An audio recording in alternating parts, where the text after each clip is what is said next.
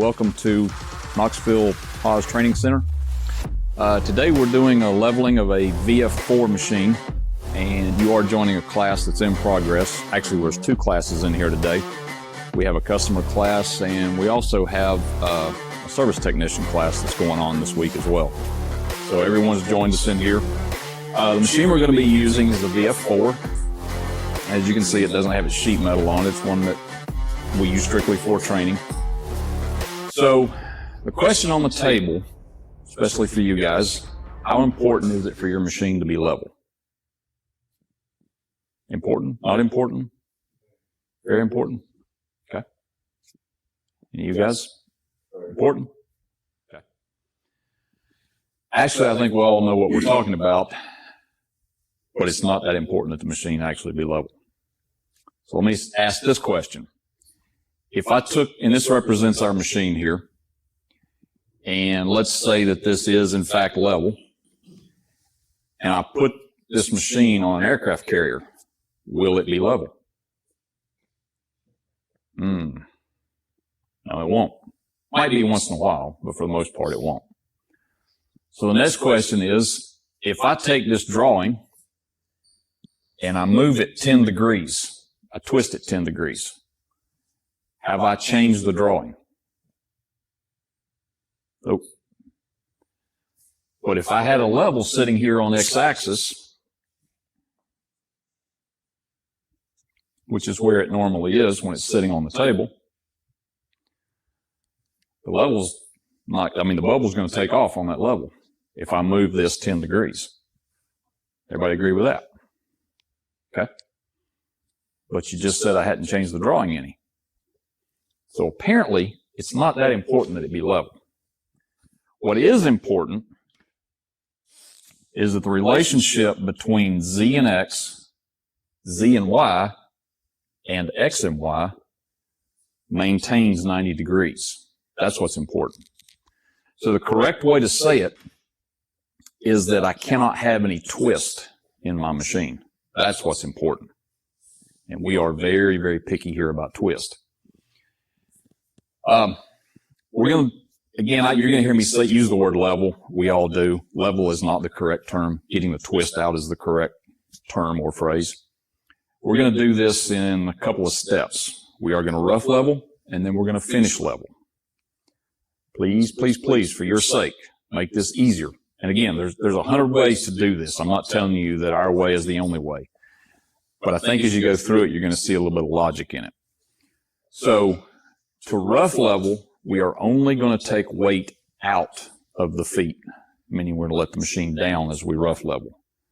As we are finished leveling, we're only going to put weight into the feet, bringing it up. Okay? Just keep that in mind. The other thing that's important is that all Haas machines have a minimum distance off the floor. I shouldn't say minimum. That's incorrect. There is a decal, and you'll see one there on the side of that machine that says 3 inches. That's approximately the distance it should be off the floor. We want to stay as close to 3 as we can. We don't want it raised up very high. Okay, so the closer you can stay to 3, the better. If we get too far off the floor, we tend to get some harmonics that we don't want. And so there's no point, especially in, for you service techs, there's no point in having to go back and work on a machine just because we didn't let it down far enough when we installed it. Okay. All right. So the other point of having 3 inches off the floor is it allows the coolant tank to get underneath the machine. Keep that in mind, because if for some unknown reason you're having to let this machine way down, the coolant tank may not fit under it. So that's important to keep in mind.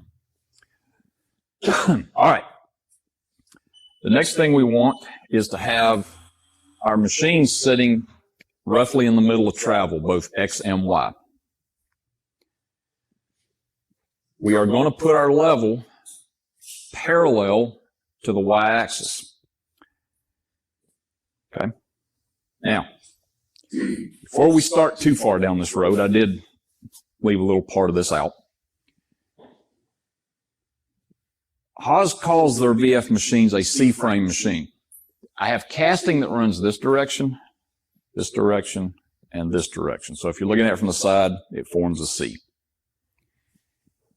I don't have anything between the Z-axis and the Y-axis that I can affect. This column is machined on the bottom. The bed is machined on the top. The two are put together. They are shimmed, whether it be this way or this way. And there's 8 really large bolts holding that together. I cannot change that relationship between those two. That's the first thing.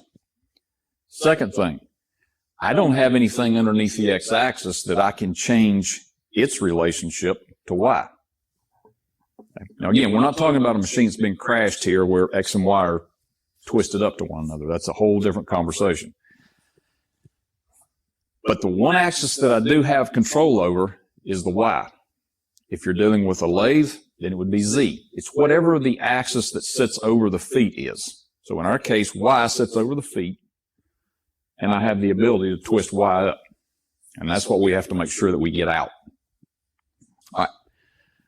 So to rough level, we're going to start with our level parallel to the Y-axis, and we're going to let the front or the back down, depending on what the level tells us. All right, in our case, we're high in the back, and you guys are welcome to look at it if you want. So we are going to let the back down evenly. So if he feels like he's got more weight on one foot than he does the other, then he's going to take a little more out of that foot.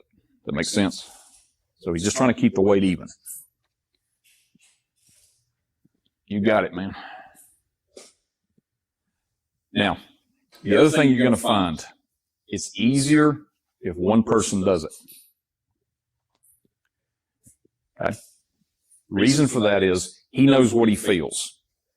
If I'm telling him a little more, a little more, a little more, he doesn't know what a little more looks like. Okay? The other thing here about this, and I should have said, the 2 center feet are not involved with this.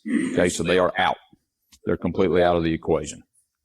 So when he lets the back down, we're not getting caught in the center on anything. All right. Like where you're at, you need to let some more down, or good. Okay, hold right there. Now the one thing we didn't talk about there, and he's already done it.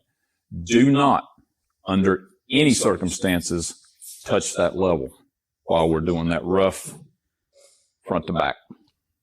Okay, so if you're moving that level around, you are in fact chasing your tail.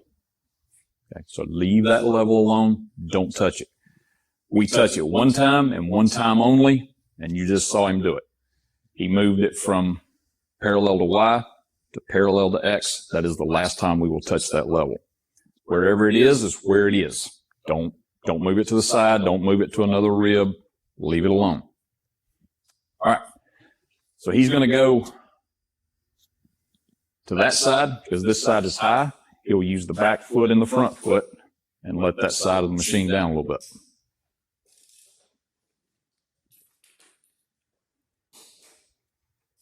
Anybody got a question so far?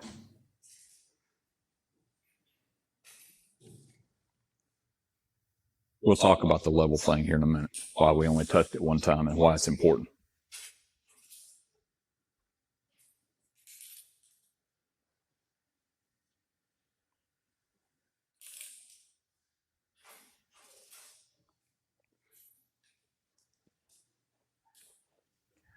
I would also encourage you to only use one level. It will work with 2. And if you have 2, you tend to try to satisfy both levels at once, and that will cause you to take a lot more time. So if you'll just go front to back, side to side, using one level, you'll find out that it ends up a little faster and a little easier.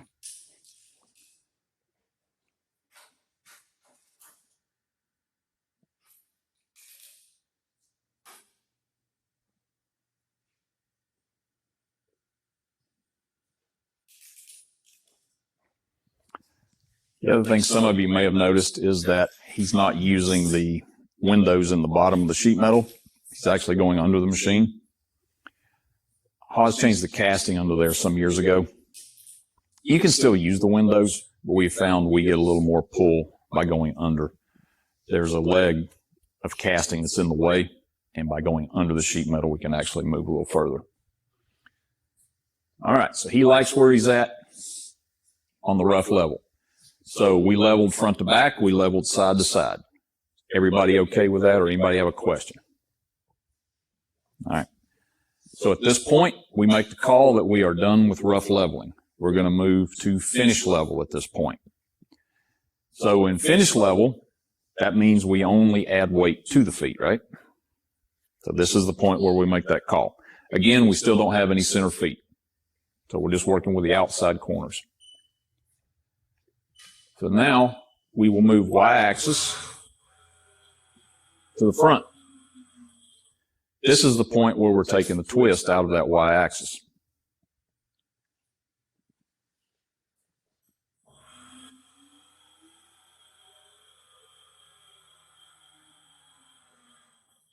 What you got?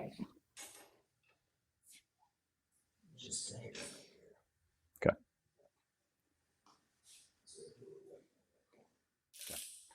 So typically what you're going to find is, let's say you're off one line on your level. That's, in the case of this level, that's 5/10. You will be off roughly an equal amount on the opposite diagonal corner. And that's a product of the way we rough leveled it.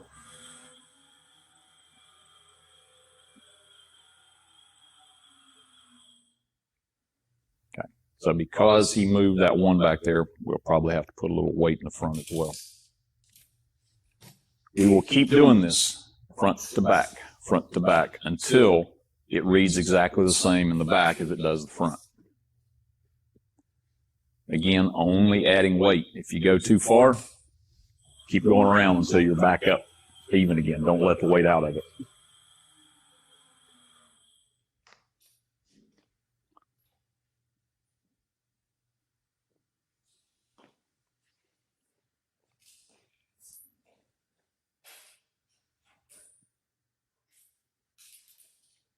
You like it?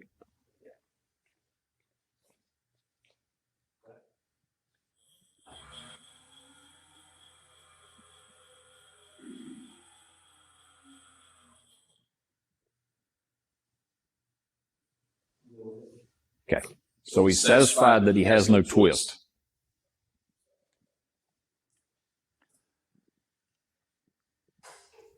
At that point, we're going to put the two center feet back in it. He's going to run the screws down until they touch the center pads. And we're going to do that on both sides, not on one side and then go to the other by putting a little weight in. We're going to do where we run the feet down each side, then we're going to put a little weight in both of them. Okay? Because if he puts weight in one side and then he goes to the other, it's not the same thing. We need the feet to touch on both sides and then get weight added to them. Does that make sense to everybody?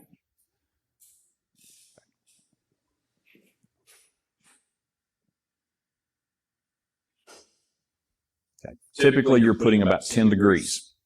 The reason for the 10 degrees, I get it, it's not an exact science, but 10 degrees won't bow the bed up. We have to be careful that y-axis does not have a bow in it. 10 degrees won't get us there. Okay, so now that he's got his weight,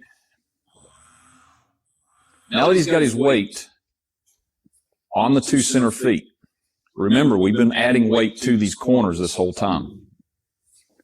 Now we're going to go back to those corners and we're going to say, all right, I could have screwed up my level just a little, or my twist a little bit when I put those center feet down. We're going to add weight on whichever corner may be a little low. There may not be any that's low.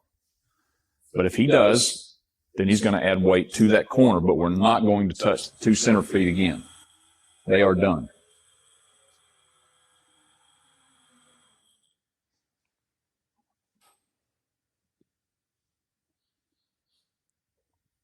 Come out okay?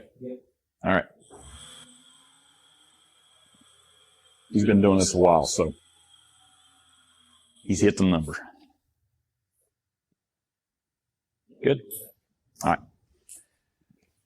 So you guys are going to have one extra step here that we're not going to do today, and that is lock the lock nuts down on the feet.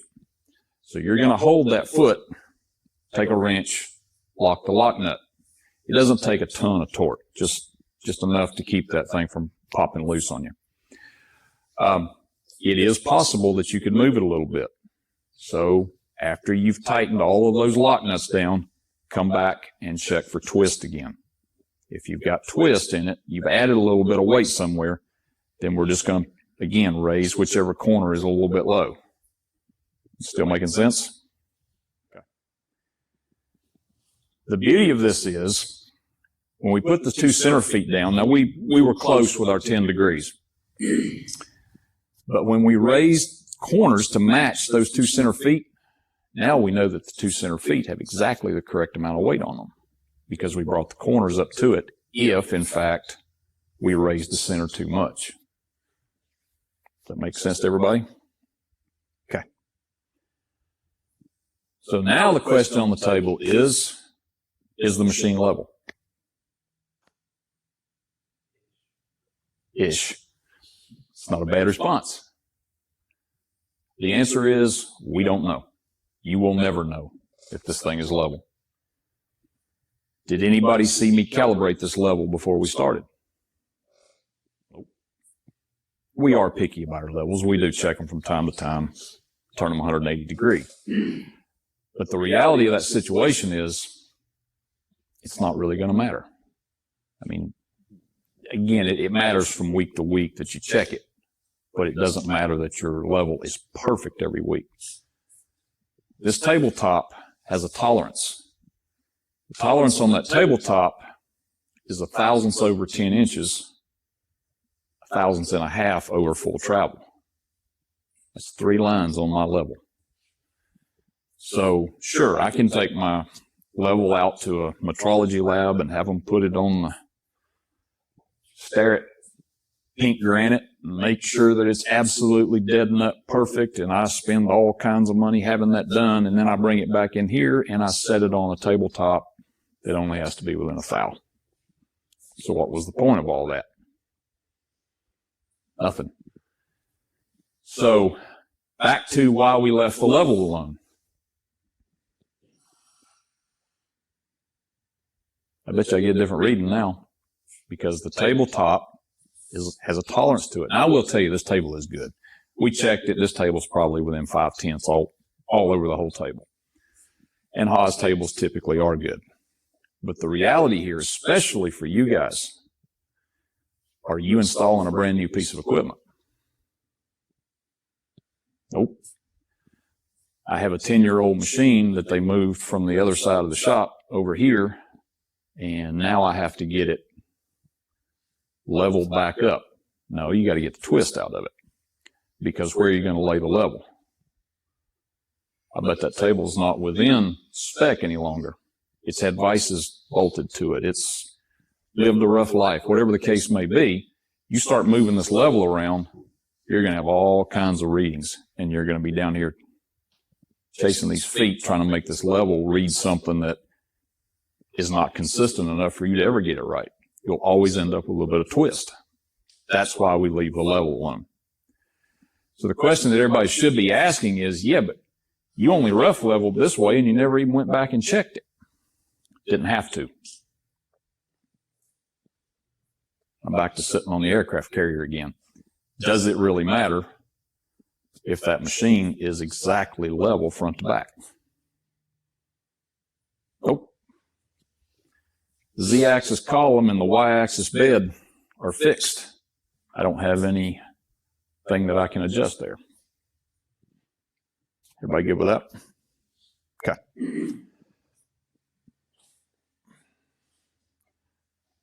So is it making sense to everybody as to why we're leveling the way we're leveling? Because right now, the only thing I know to be true is that Y-axis has no twist. Everybody agree with that? We occasionally will, in fact, run the bubble up against one of the long lines just so that it's easier to read front to back. Some people will put it dead nut center. It's actually a little harder to read right in the center, but if you run it over against one of the lines inside the tube, I can actually see if it moves. I can see if it moves 1/10. Doesn't really matter because all I'm after is trying to get the twist out. Okay. All right. So you guys have been taking a spindle out this morning, and probably the one thing that you didn't talk about during that class was tram. Anybody know what tram is?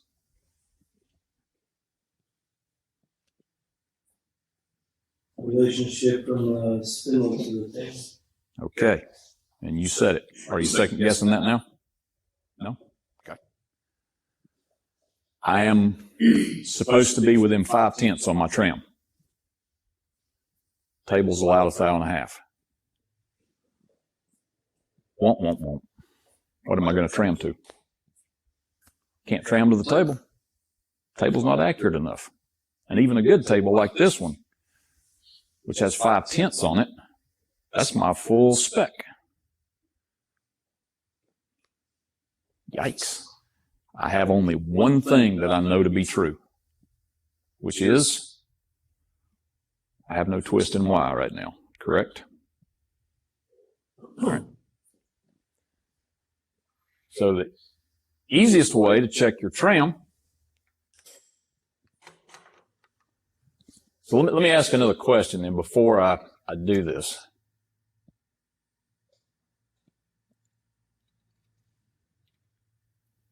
Is the customer's part riding the table or is it riding the axis? It's riding the axis. So do I want to tram to the tabletop or do I want to tram to the plane of travel? I think I want to tram to the plane of travel because I'm presenting a part to the spindle. And that part needs to be presented to the spindle exactly the same no matter which direction I come at it from, right? That's why we had to get the twist out. Because if I've got twist in this thing, that part's not coming at the spindle exactly the same. So I have the same problem if I tram to the table. Now I'm turning my spindle in some location that's parallel to an uneven surface. So I would rather have my spindle tram to a known surface, which in our case is plane of travel. All right. Get yourself a gauge block. It can be a 1, 2, 3 block. It doesn't have to be perfect. It is better if it's a little bit better block. Put yourself a reference dot on that block. Okay.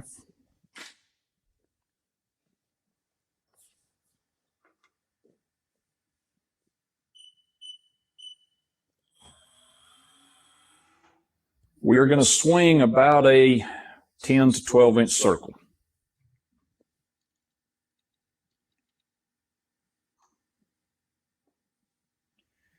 We also want to keep our angle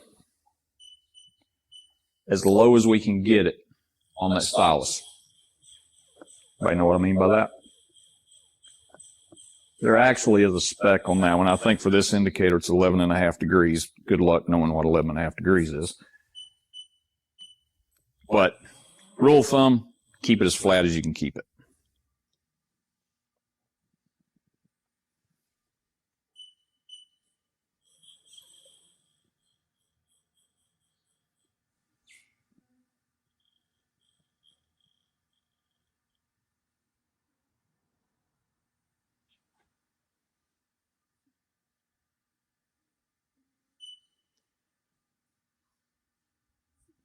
All right. So at the front, we are 0. And I'm going to mark the table.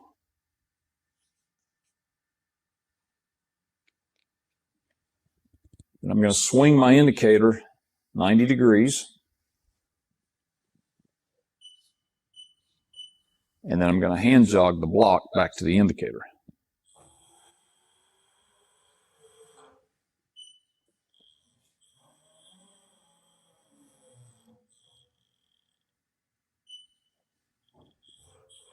So always come from behind your indicator.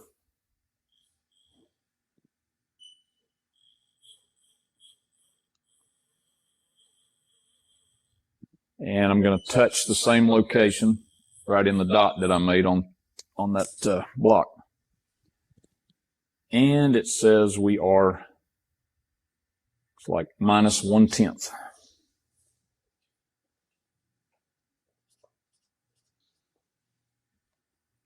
Everybody see where we're headed now? Swing another 90 degrees.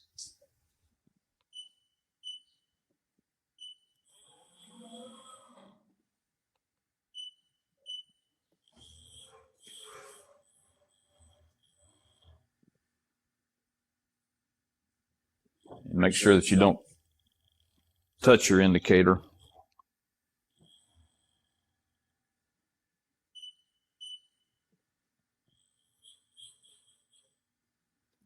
All right, so at the back, looks like we are plus 3/10.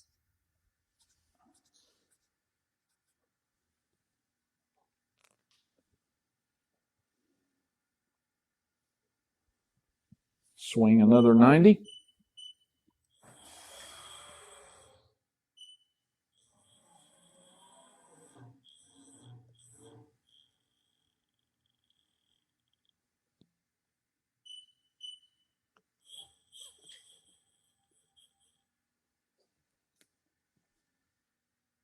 And we are plus 4/10.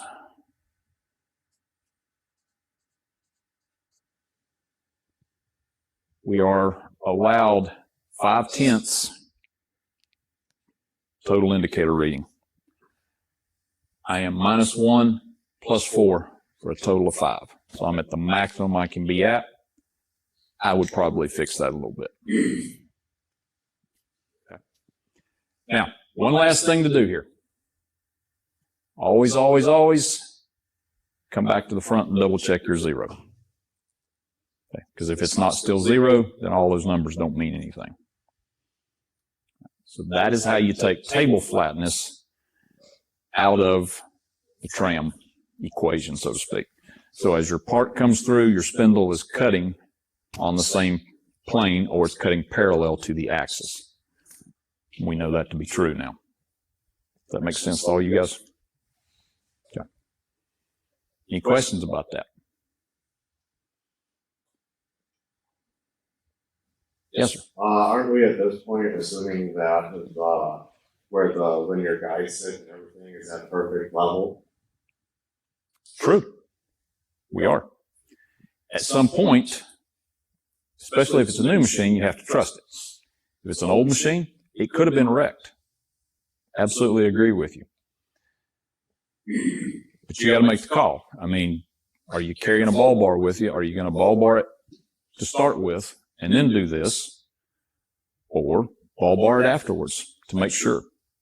We are going to do that this week. We are going to ball bar this machine on Friday. You bring up a valid point. I will tell you ahead of time, there is a tiny hump in this casting. It does not matter. And we're talking probably 1/10. I think not even 1/10. But you can see it with the ball bar. So how did the casting get that way? How did the guide get that way?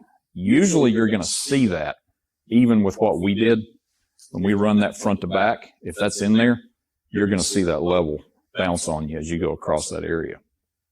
So again, if that's a concern, my answer to that is use the ball bar, because it's going to tell us real quick if there's a problem on one of those axes.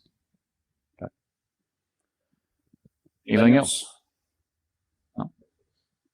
Okay. So last question. When should we check for twist in our machine?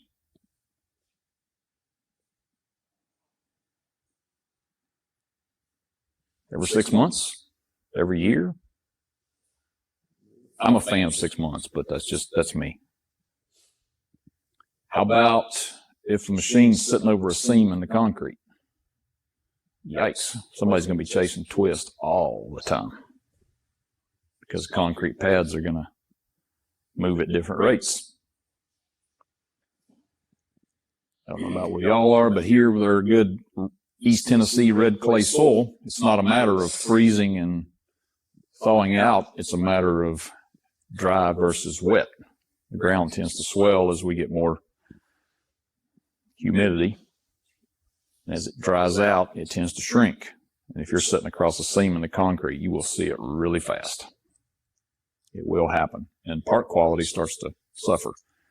So like we told y'all at the beginning of the week, everything we do in this class is about troubleshooting. Well, there's a big one. Part quality is not where it should be. That's one of the first things you're going to want to check. Lay a level up there and check for twist. If it has no twist in it, you might want to check tram. So how about if there is a crack in the concrete that runs to the inside of one of your feet? Same problem. You don't necessarily have to be sitting across a seam in the concrete. You could just be sitting across a crack in the concrete. Still get the same problem. The machine can still have feet that move at different rates, and that will cause twist. What else? Another time we might want to check for twist. Back kind of to your question. After a machine's been wrecked, if we're going to fix it especially, we don't want to be trying to fix a machine that's got twist in it. You need to get the twist out first. One more.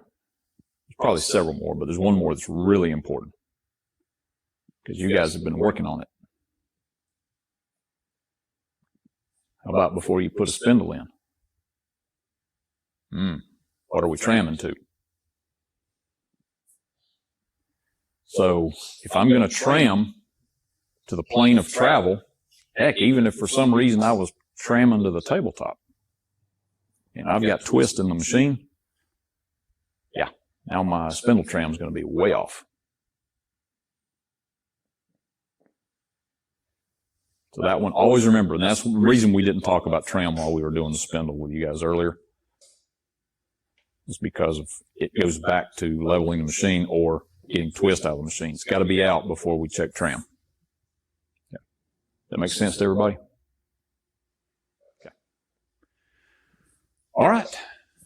Well, for those of you joining us on the webinar, we hope you've learned a little something. Hope to see you in our class soon.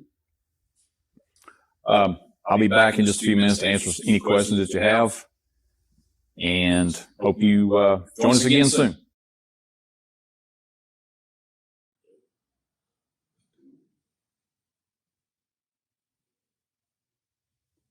All right, welcome back. We're back on the north side of the building. We have Todd here for any questions and answers. So if you have any questions, you can ask them in the chat or you can ask them in the Q&A function on the right-hand side of your screen. Any parting words while I check for questions? No. Again, there are different ways of leveling machines, and some machines need a little more than what we're showing here today. If you get into, let's say, a UMC, that's a whole different leveling procedure. And some of our really large machines have outriggers on them. That requires a different procedure as well. But what you saw today, typically for our small VF line all the way up through probably VF 6 or 7, that will hold true. So, no questions? We don't have any questions, boss. All right. Well, we appreciate all of you joining us today. And like I say, we do classes here for customers every week. It is a full week-long class. It's hands-on. Those guys you saw in there in the corner of our shot, they were doing spindles and tool changers this morning, so we do get quite deep into the machine. So if we can be of any help to you, please let us know. We'll answer any questions that you've got through email.